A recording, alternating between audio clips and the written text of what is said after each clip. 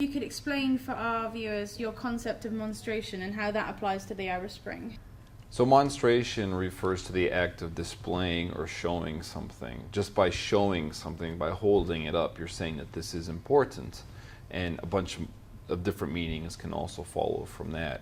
So I was looking at how Al Jazera English displayed certain elements of what was going on in Egypt during the Arab Spring. For example, showing Tahrir Square made it into this symbol that people around the world paid attention to and came to revere as an act of courage and bravery, while not showing other places in Egypt as prominently. And so this created a certain sort of meaning or significance to the Arab Spring, rather than an objective face of what was going on throughout the country. Yeah, and I find it interesting the way you talked about pre-monstration and then remonstration. It's kind of interesting how something can start on social media, move to mainstream media, and then kind of go back to social media, or even kind of mainstream media websites where people can comment on a story. I thought that was a really interesting concept.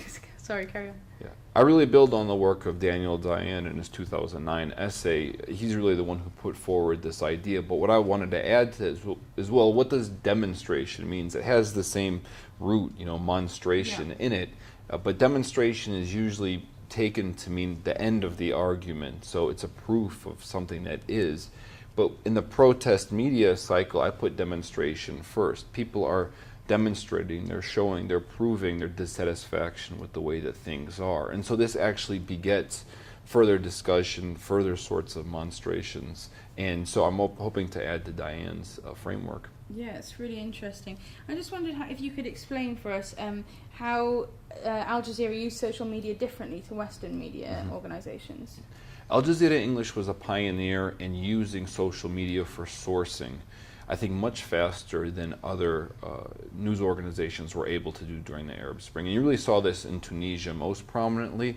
And part of the reason was that Al Jazeera was not in Tunisia. They'd been kicked out by the president at the time. So they were able to monitor what was going on in Tunisia through Facebook and Twitter, and were actually pulling material from those social media platforms and reporting them as news after conducting some sorts of verification. But they were on the Tunisian story through these means much more quickly than were other news organizations. Yeah. So do you think that was a positive thing in the way the rest of the world saw the uprisings?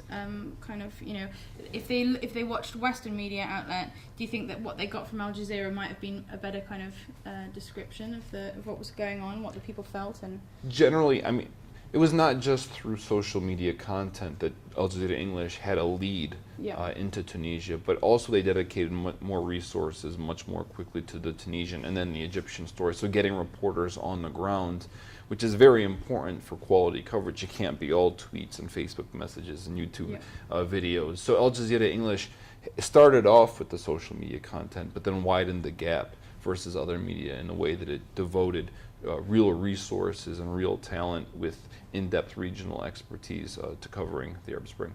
All right, great. Thank you very much, Thank Nadeem. you. That was really good.